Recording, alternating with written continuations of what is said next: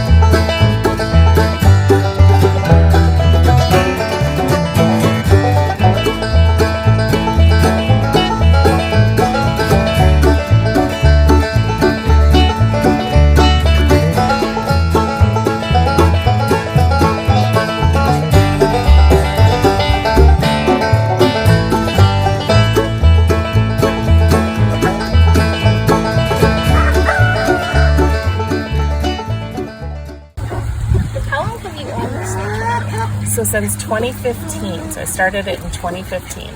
So yeah, almost 9 years. Yep. Why did you start the sanctuary? So my whole background is in criminal justice and law enforcement. And I was a police officer in Colorado for a few years, and then I came to St. Paul. So I was in St. Paul for 10 years and ended up getting into a chase with a guy that bailed from a stolen car, and I went over a fence and blew a disc out in my back. So I spent a year trying to recover, and it didn't recover enough for me to go back to patrol, so I had to retire at 39. I just bought this place, an 11-acre, 150-year-old farm. And do you want to go out? Okay, you can. And I had always been a huge animal lover. Always loved animals. And I was literally sitting in McDonald's with my dad when I was like 9 years old. And I saw a chicken truck go by. And I was like, Dad, where are all those chickens going? And he's like, honey, like that's what you're eating. And I was like, no way. So I had been vegetarian since I was a kid. Just loved animals. That was the only reason. And so never knew anything about farming or anything about, like the whole industry or anything like that. I just didn't eat animals because I loved them. And so when I had to retire, because law enforcement was my entire life, I had rescued 3 sheep at about the same time. Frederick, George, and Oliver. And they came from a backyard butcher, 2 of them, George and Frederick. And I was exposed to the whole industry, and it pretty much blew my mind. And I was like, there's no way this can be legal. And did some research and found out that it was, because animals are pretty much considered property. And then I decided I found out that Gene Bauer, who had started Farm Sanctuary out in New York like 40 years ago. He was the founding father of farm sanctuaries. And I saw an article or an ad that said he was coming to do a book signing. And I was like, oh, maybe I should go. So my mom and I went to Minneapolis and saw him. And the first thing he said was, where are all the Midwest farm sanctuaries? Like, where are you? There's nothing here.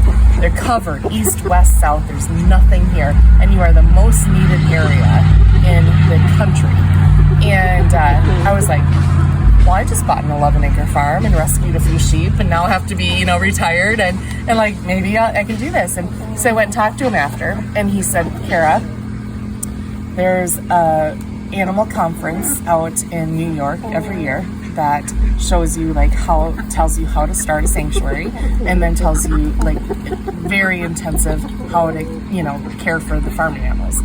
So that night I went and signed up for it. My dad and I went out that next month, and we just decided to go for it. And so I kind of just threw myself into this. We became a nonprofit with the IRS and did all the things that we need to do, which was not easy. And then just started bringing in animals that came from rescue situations, and with the intent of them this is their forever home, creating the best life for them as possible, and teaching people that they're here with us and not for us, and they're our friends and not food. And that's kind of how it started. How many animals do you have? We have about 65 right now. Okay. Yeah, but we've done a lot of rescues that go to other sanctuaries too. Like when we do cow rescues, we bring them to other sanctuaries because we don't have cows at this point. But we actually are getting a cow named Stella and her 3 friends, her 3 donkey friends, next month. So we are working on rehabilitating our barn down here to get ready for Stella and the donks. Okay. Which one is your favorite, or do you have? No favorites. No, ask your mom who's your favorites. No favorites. Okay, yes, I have favorites. Obviously, George and Oliver, my first 2 babies. Frederick, he was, like I said, there's 3 sheep. Frederick actually died of a brain tumor 2 years ago, and it was like the biggest heartache I've ever had in my life. And but George and Oliver, because they started this place. How do you take care of chickens? Oh, every day, every single day. Being a sanctuary owner and running this place, it's 24/7. Like, you do not, like, every day. And all we do is try to make sure that they're safe and they're loved and they're protected. But we also have the best vet care available. We have an amazing vet that comes out every year. We just had one a couple weeks ago. He gives health checks to all of the ruminants and all of the pigs. We do vaccinations. We do. I have a farrier. It's amazing, and she does the hooves. Hi, sweetheart. Do you need some help? But we get the best people involved to make sure that they have the best care available, and then we just love on them. Like, that's what we do. We have people out that come out and love on them. And so I have a lot of groups out that come that are like underserved populations and kids from group homes and kids that have had traumatic experiences in their lives. And one of the biggest, one of the most amazing things that I'm able to do with them is I bring them into a circle after we've done the whole tour and we've met everybody. I bring them into a circle and I say, okay, I want you to go find that resident that you had some kind of connection with. Some kind of connection with. And everybody knows, like, who they had some kind of connection with.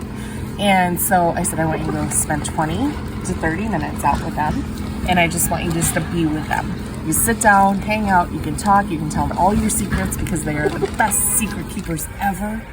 And you can just sit down with them and be with them. And that has been a really cool thing because they are all coming from traumatic experiences. Those kids are coming from traumatic experiences. For them to bond and have that connection has been really amazing.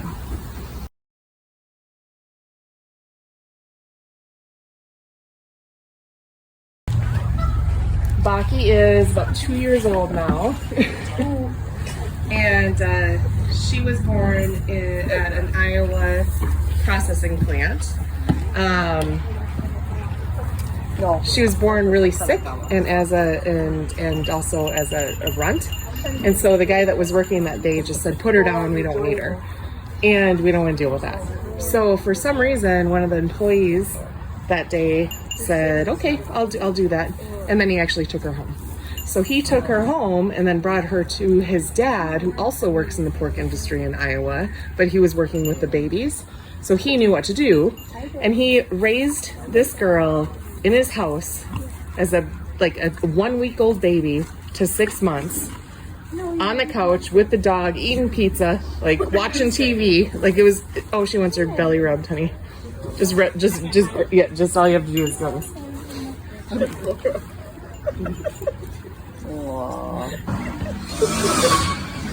There she goes. Sam's loving it. And so after 6 months, because pigs in the industry are only raised to be, look at her face. Oh my gosh, Shan. Oh.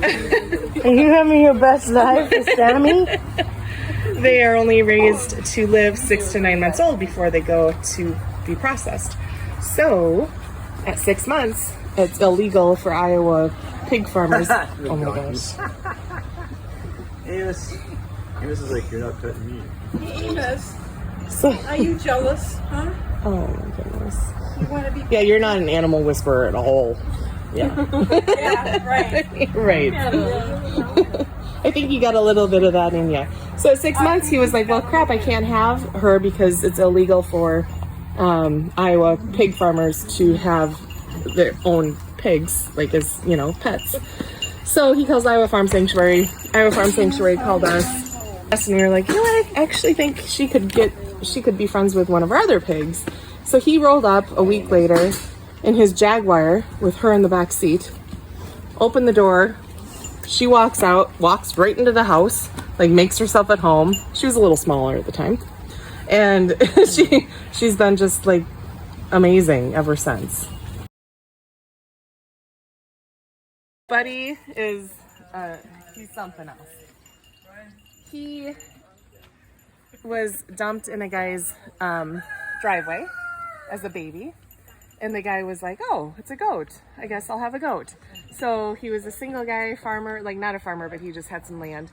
And he was like, okay, for the first year, running around with this goat, named him Buddy. He was like doing all these, you know, videos on Facebook and stuff and just loved this goat.